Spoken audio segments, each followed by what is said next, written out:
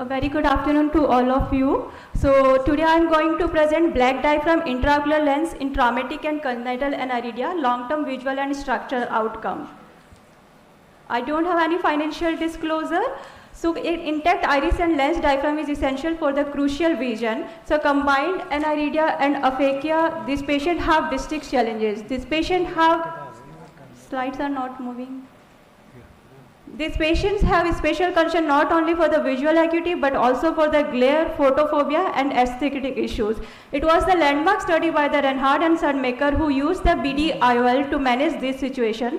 So primary objective of my study is to look for the intervention rate and visual acuity improvement after BD-IOL and to evaluate intraoperative, early and late long-term post-operative complication. It is a retrospective interventional study, patient with congenital and traumatic aniridia with minimum up to 6 clock hour to complete aniridia who operated between 2017 to 2021 included in the study. Detailed examinations was done. IOL power was calculated using the SRK2 formula and patient follow-up ranged from 18 months to 72 months.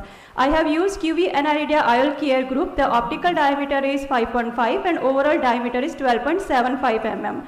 4-point fixation of BD-IOL was done using the 10O polypropylene sutures and results were analyzed in the terms of functional outcome, positioning of IOL, cosmesis, early and late complications.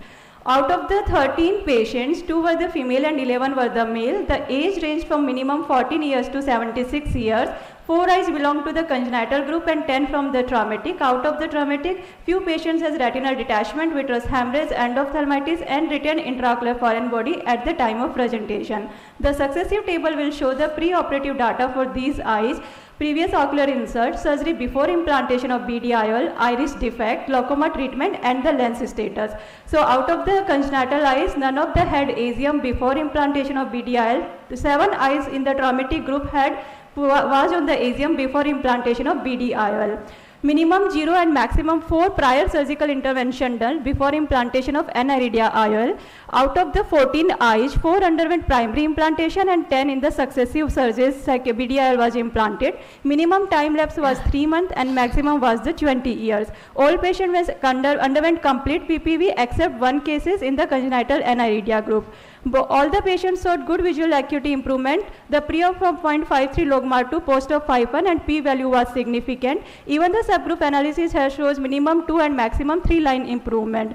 The maximum follow-up in the congenital eyes were the 72 month and in the traumatic was 60 month with a spherical equivalent of the 1.5 mm. Patient also shows the reduction in the glare disability and photophobia on the basis of the scale 1 to 10 and also a satisfactory cosmetic outcome. Post-op UBM shows no evidence of tilt or subluxation in any of the patients. These are the clinical images pre and post for the congenital and traumatic patients. Early complications were raised of the IOP in 2 patients which was well managed medically and partial silicone oil removal was done. Late complication was GRT and RDU 1 patient, corneal decompensation in 2 and the IOL surprise in the 1. Out of the 14 eyes, 6 has the raised IOP, but all well managed medically. None of the patient needed glaucoma surgery or destructive procedure to control the IOP. None of the had chronic post-operative inflammations and CME and the endophthalmitis.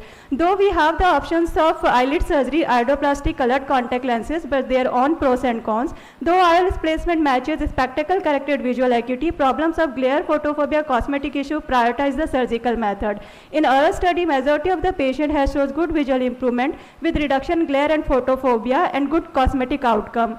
To our knowledge, this is the largest case series of suture fixation of BD-IOL in the Indian scenario. Another largest studies by the Dr. Amar Agrawal in 2013, 11 eyes were included where the glued fixation of BD-IOL was done. If we compare our results from rest of the world, our results were satisfactory, non-inferiority and better in the term of the complications rate. So our recommendations are use infusion port, RK marker, viscodispersive agent, gentle handling of IOL as haptic is very fragile, UVM to confirm the position of the IOL and serial endothelial count to look for the progressive cell loss. To conclude, BD-IOL is an effective option for managing traumatic aniridia and aphakia. Post-op inflammation and secondary glaucoma can be managed conservatively. Despite these encouraging findings, careful patient selection is a must until larger studies with longer follow-ups are available. So this is the largest case series to our knowledge done by a single surgeon, and these are my references.